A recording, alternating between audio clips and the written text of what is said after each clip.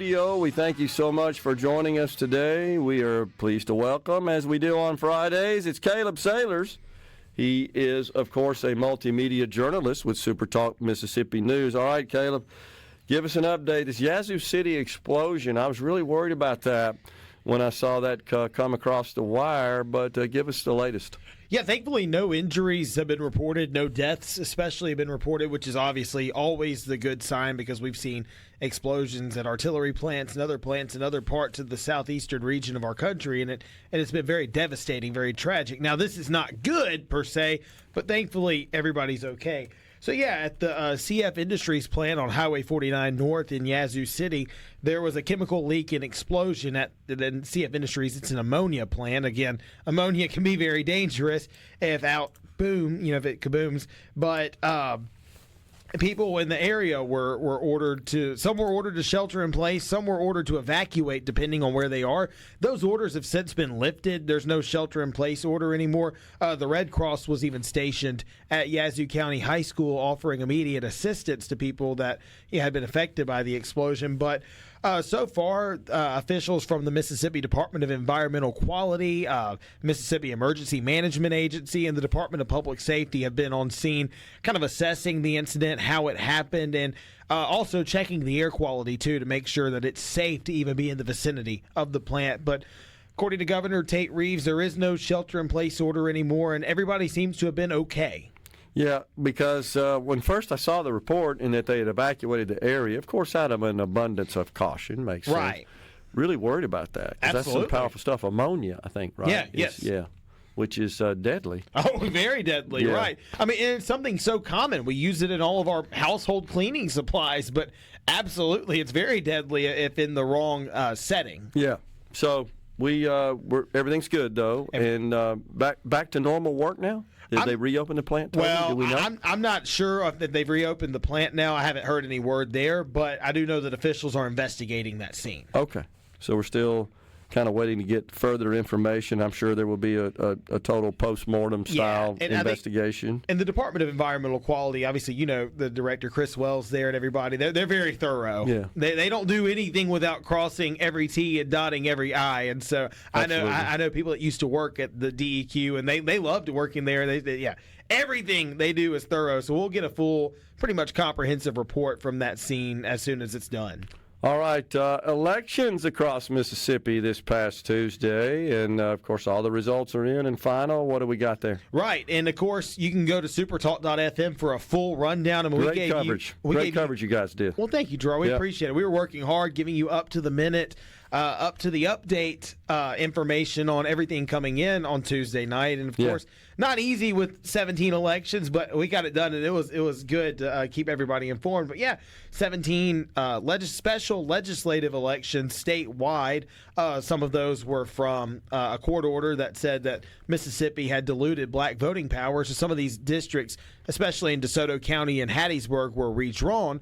And we saw a few of these seats get flipped. Senate District 2, that was formerly held by Senator David Parker, who stepped down, and I guess he's going back to his practice as an optometrist.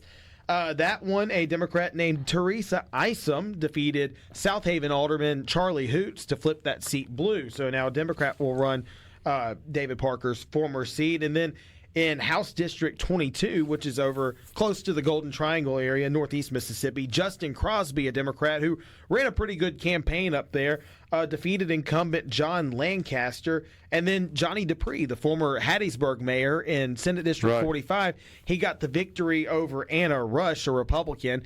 And so those were kind of the big three that the Democratic Party highlighted as, kind of taking away the two Senate seats, mainly arguably take away the Senate supermajority that the Republicans have had. And the Democrat Party is celebrating this as a major success. Even the National Democratic Party had a Zoom call on Wednesday and lauded efforts in Mississippi. I mean, we know the Democratic Party put a lot of money into Mississippi elections, even the local ones, to flip some of these seats blue. And we see it kind of bore fruit in this most recent election. And even the local Mississippi Democratic Party, Executive Director Sheck Taylor and company, have now said they feel like Mississippi is a battleground state. Now, the Mississippi Republican Party pushed back. Of course, Chairman Mike Hurst, who's been on the program many times, Yeah. He said, these results were disheartening. We didn't want this to happen, but they were expected. When you redraw lines to create majority-minority districts and in certain areas, you can kind of expect this to happen. And he said that this won't stop the conservative agenda in Mississippi. This won't prevent Mississippi. He said this won't turn Mississippi blue all of a sudden, that the Republican Party is still thriving in the state and that the agenda will still pass. Little out over their skis, as the saying goes on this one. But if I were to speak to both parties, I would tell one not to get overzealous and tell the other one not to be entirely dismissive, too. Totally agree. I mean, you always got to be scared, right? I mean, I believe it may have been State Senator Jeremy England or one of them on the Republican side. It could have been Bryce Wiggins, who was just sitting in this chair earlier, who was just on the show earlier. One of them also said, too, that the Republican Party needs to, address they say the Republican Party has a demographics issue and needs to address younger people, a more diverse voting pool, and try to sway them to the Republican side. If not, the state will flip blue. I even know Insurance Commissioner Mike Chaney has even signaled the warning call there, like, hey, if we don't do something here, this state will be flipped blue. Sure. I mean, and you need to be constantly concerned about that and listening to the people and adjusting your agenda accordingly and doing what they want you to do. And if they don't, well, then they'll get somebody else in there to do it. That's generally how it works, the way it should work in our country. I think that's even biblically. There's a scripture that says, like, may his days in office be short, may another come take his place.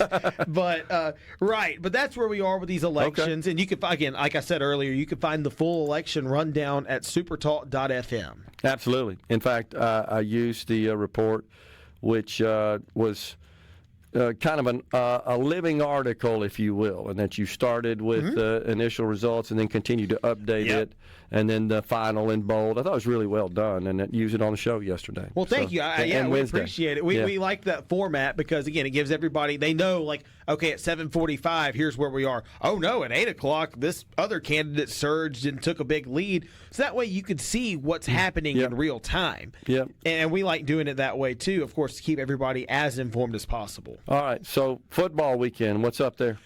Gerard, our first, it was funny. I was kind of wearing two hats on Tuesday night, helping JT Mitchell, my news director, and Jill Sanchez, one of our other MMJs, with election coverage. But I also had to put the football hat on for a minute, too, because the first college football playoff poll came out of the 2025-26 season came out on Tuesday.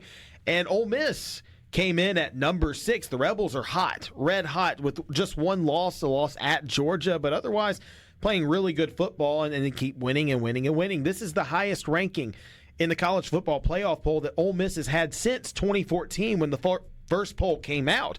Remember that first poll came out, Gerard, Mississippi State was number 1 and Ole Miss was number 4. Cool to have two Mississippi teams in the top 4 there. Neither one of them made the playoff that year. Right. I think Ole Miss upended Mississippi State's pursuit to get there in the Egg Bowl that year. But the Rebels are number 6 and have a matchup against the Citadel tomorrow. Ole Miss should handle business there. But then got Florida the weekend after and Mississippi State after that. Look, Ole Miss just needs to handle business and win. If Ole Miss wins out and potentially goes 10 and maybe even goes 10-2, Ole Miss should be in the college football playoff. But the message that Lane Kiffin's sending to his team right now is just win. Go 1-0 each week. Yeah. That's how we'll get where we want. Always the issue when you look ahead. Mississippi State got a big win over the weekend. Finally got the monkey off of their back. They just couldn't win an SEC game in the Jeff Lebby era. They were close. Took two big teams to overtime this year, with Tennessee and Texas being those two, and just fell short. They got a big win Saturday, just getting it out of the way. They were trailing Arkansas by 14 and came back and won that game. They did. And Blake Shapen kind of took over in heroic fashion when it led a game-winning drive or a go-ahead drive to take the lead, and Arkansas obviously didn't come back and counter, either sending it to overtime or winning. So State has a big game, huge game tomorrow. Top 5 Georgia in Starkville. Barstool Sports is going to be there. SEC Nation's going to be there. Like that is going to be a big opportunity for the Maroon and White to say, hey, no. We're not just coming close in these games. We're winning these games. And that is at 11 o'clock, 11 o'clock. Ole Miss time, yep. 12 o'clock. Yes, and then Southern Miss is bowl eligible for the first time in 3 years. They're doing real well, too. Yep. Yeah.